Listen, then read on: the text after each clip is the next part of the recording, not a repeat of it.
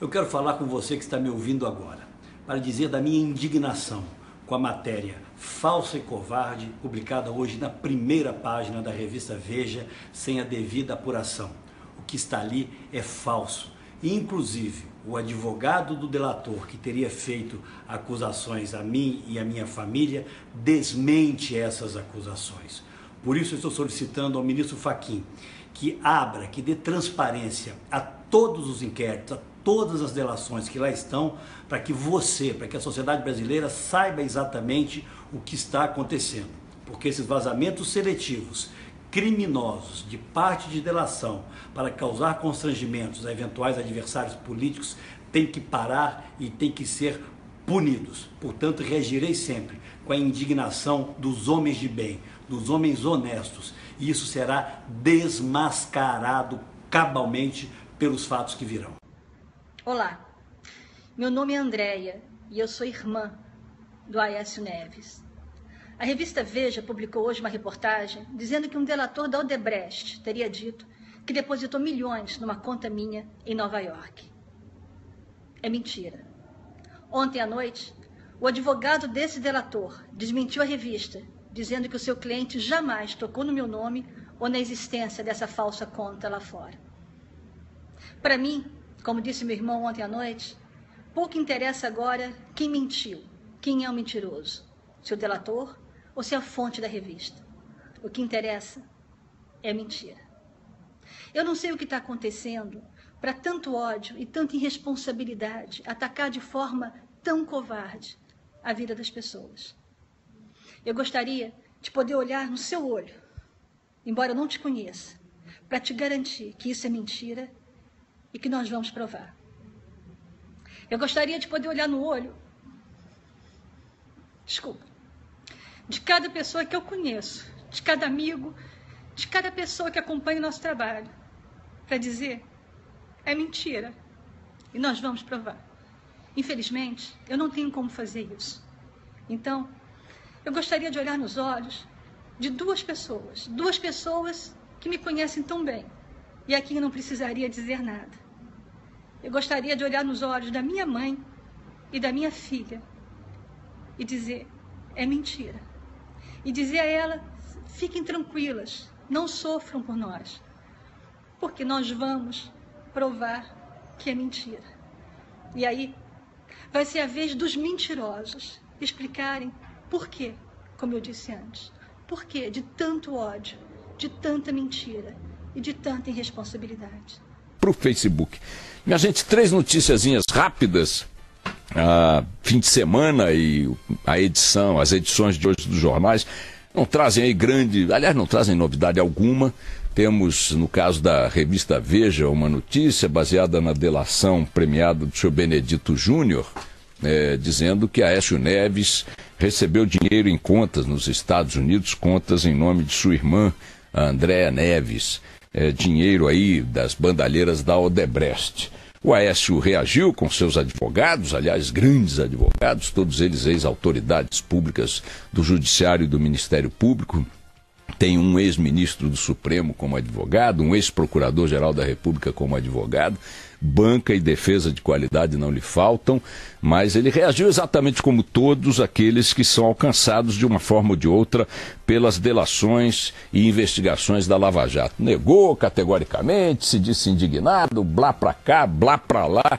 Parece que a irmã dele, a Andréia, chorou quando soube que estava citada. Chorou? Chorou em redes sociais. Ficou com a voz Chorou embargada. em redes sociais. Ficou com a voz embargada em um Voz vídeo. embargada. Então é o seguinte, temos aí esse episódio, que é talvez o único fato novo que não necessariamente remeta a um fato concreto. É preciso saber. Aí foi capa da Veja, a vez de Aécio é o título da revista Veja, mostrando que o ex-governador de Minas, tudo que vocês possam imaginar em Minas Gerais, e atual senador da República, presidenciável, ex-candidato à presidência da República e tal, está na boca do sapo.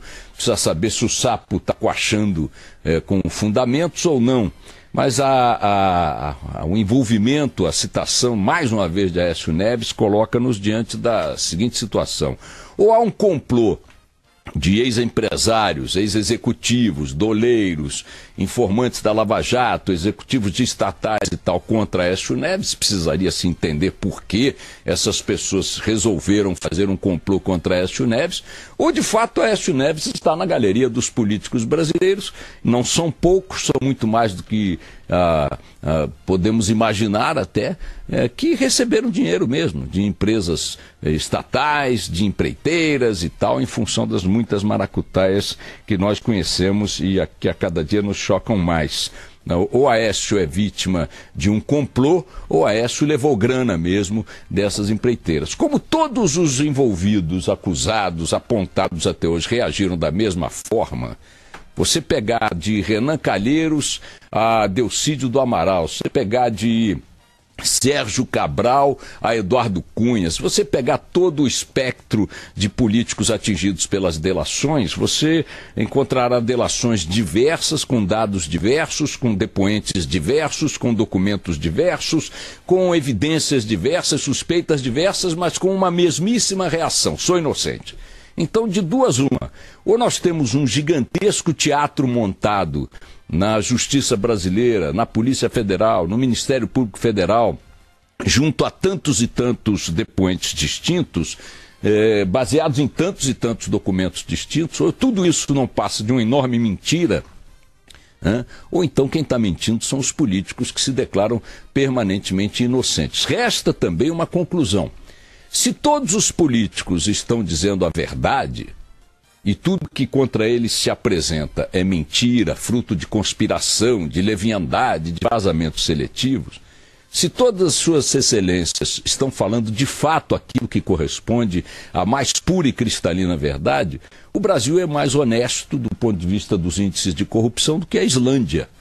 Porque não é possível. Nenhum político até agora disse: não, realmente, me desculpem, eu levei... Não, tem um ou outro aí que não deu para esconder muito e admitiu uma parte do que lhe é atribuído. Mas a quase totalidade, a exceção, só serve para confirmar aquela velha regra, é o seguinte: então, o que nós estamos fazendo diante de tantos escândalos? Por que estamos perdendo tempo com isso? Nossos políticos se declaram, e suponho que devam estar falando a verdade, afinal de contas são homens públicos, eleitos pelo povo, tem família, tem espelho em casa, tem travesseiro na cama, tudo isso cobra uma certa coerência. Todos, é um absurdo, blá, blá, blá, blá, blá, blá, blá, blá. Ok, levemos em consideração que eles estão falando 100% de verdade. Teríamos que estar na Islândia.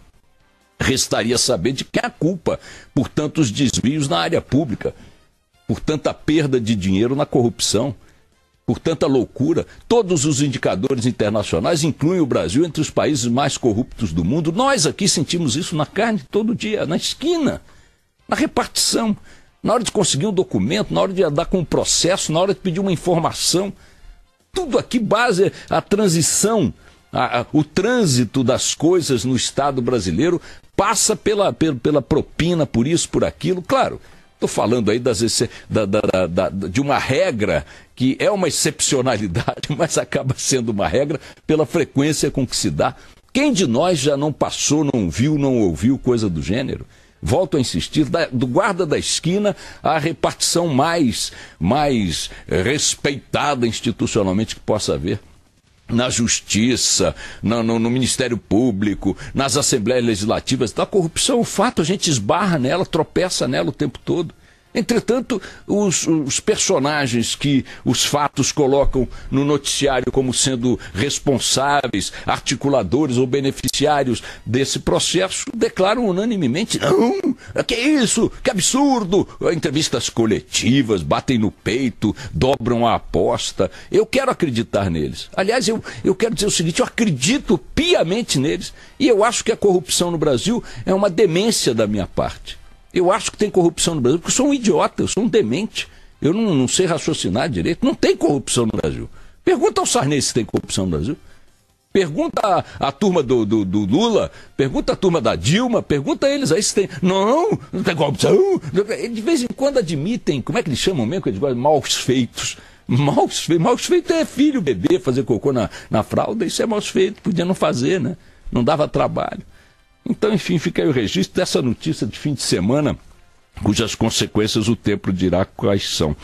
Outros dois fatos, rapidamente: o TSE começa a votar amanhã o processo que pode culminar com a cassação da chapa Dilma Temer. Estou lendo nos jornais que no Globo, e 7 ministros do Supremo, os 7 ministros do TSE, que começam a julgar amanhã a ação sobre a chapa Dilma Temer, já votaram contra a separação de titular e vice de chapas em casos anteriores. Então, a linha de defesa do Temer qual é? Olha, a chapa era uma só, mas as condutas eram distintas, as contas eram distintas. Eu não tenho nada com o que fez aquela senhora e sua equipe de campanha. Minha contabilidade de campanha não está misturada com a dela e tal. Não é o que muitos depoimentos vêm indicando, não é o que a tradição histórica indica. Mas Temer e seus advogados insistem nisso e, paralelamente, pedem a anulação de provas. Um negócio sensacional, né? Como é que você se defende da acusação de que assaltou o cofre da sua vizinha? Pede a anulação da foto que flagrou você assaltando o cofre da sua vizinha, porque a câmera não estava no ângulo correto. Essa é a lógica dos ilustres advogados e dos réus ou dos acusados nessas ações. O fato é que começa amanhã.